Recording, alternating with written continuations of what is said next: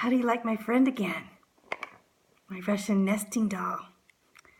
She decided to join us again since we're going all the way back to Russia again in the 1400s this time. And our lesson is going to be lesson 87. And it's going to be on Ivan the Great, another great leader of Russia. But before I start, I wanted to show you a picture of one of my journeys to Russia. I actually took this picture at a train station. It's very cold outside on the way to Siberia. I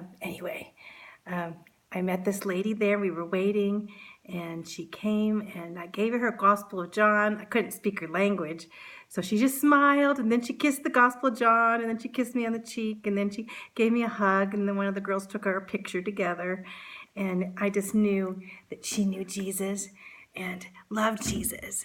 And it was such a sweet moment that I love to think about that moment. But I've had a lot of wonderful moments in Russia. I've been there like many times, like 17 times, to women's conferences and to orphanages, and got to go to the streets and hand out Gospel of Johns and share the gospel and love on people. I really love it there. Mainly in the winter, so it's very, very cold, and went to Siberia in the midst of the cold, and we even got to go to the English-speaking schools and practice. They wanted us to practice their English with them. But anyway, that's been pretty amazing. But our story today is pretty amazing too. But anyway, we're going to be talking about this guy, Ivan the Great. And in the mid-1400s, what was the world like then? Well, Russia wasn't very unified then, and there were a lot of grand dukes in different areas of Russia, and they were kind of competing for land and competing to rule the land. There was a Mongol ruling the land, the Golden Horde, they called him, and the Russians had to pay tribute to him. Sarai Batu was his name. And the Mongols had joined the Tatars, and they spoke Turkish, and they were Muslims. Well, Ivan III was born in 1440 to Vasily, the Grand Duke of Moscow. And he was actually fighting a civil war against his brothers. His father was, but at 6-year-old, Ivan III was declared to be the successor over his brothers. At 12 years old, he was engaged to be married to Maria, the daughter of the Grand Prince Tversk. So they had an arranged marriage. Of course, they weren't married at 12 years old. Well, he grew and he learned to be a diplomat. That was what he was cut out to be. And Ivan, the Grand Duke, he became the Grand Duke at age 22 when Vasily, his father, died. And he then acquired all of northern Russia, and especially the town of Novgorod. And that was a very important city back then. He tripled the amount of land, and then he refused to pay tribute to those Mongols, which was unheard of. But guess what? The Mongols, they were ready to fight for it, of course, and they decided not to. They didn't want to fight Ivan, so they just let, and that was the end of that. The Russians didn't have to pay tribute to the Mongols anymore. So it was quite a world back then. But there in your book, it talks about this special statue memorial, and I love it because I've been to Novgorod, and here's a picture of it here.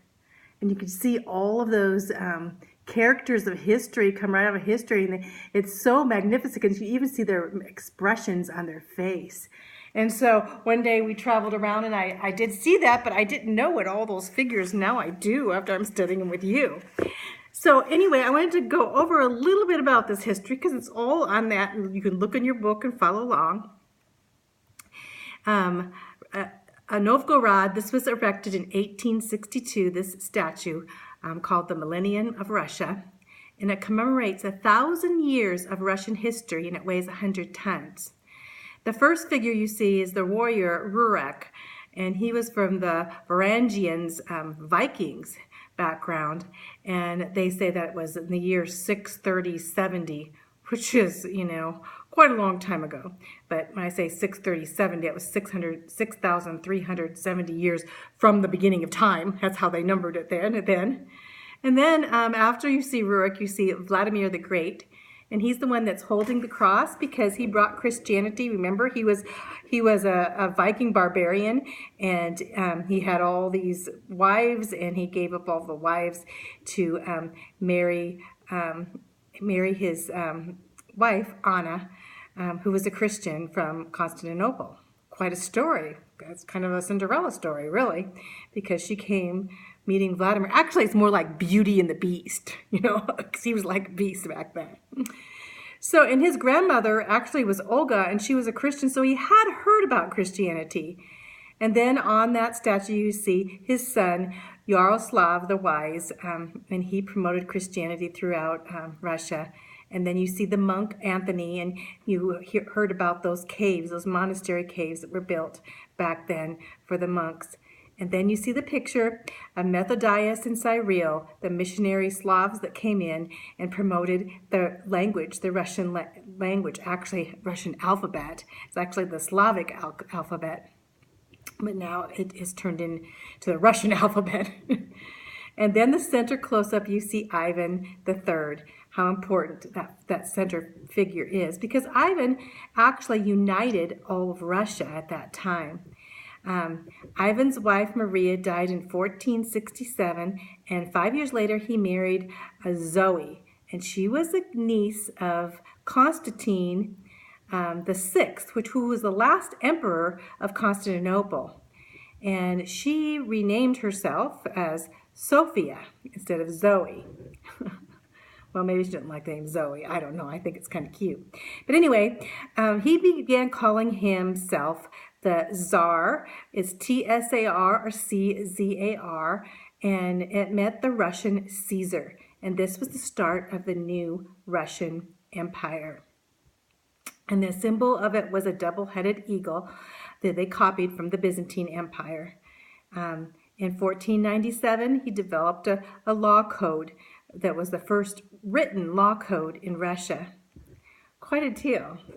The big thing that is pretty spectacular is the designing of the Kremlin at the capital of Moscow. It was a fortress then, and if you go there, it's pretty spectacular.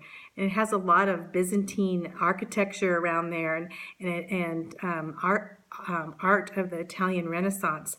Very beautiful, especially going through the museum. I've been through the museums there, and you look at your pictures there, and they look just like that, the Tsar palaces, and you could go visit them.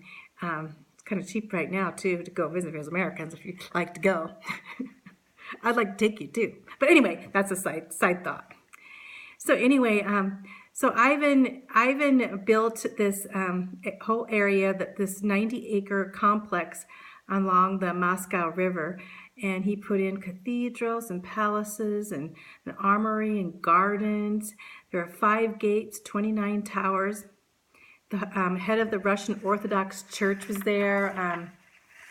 Ivan the Great, he put in this big bell tower that was 266 feet, and he built it for a burial for the czars in that area. So, and he died in 1505, and his son, whose name was Vasily like his father, became Grand Duke.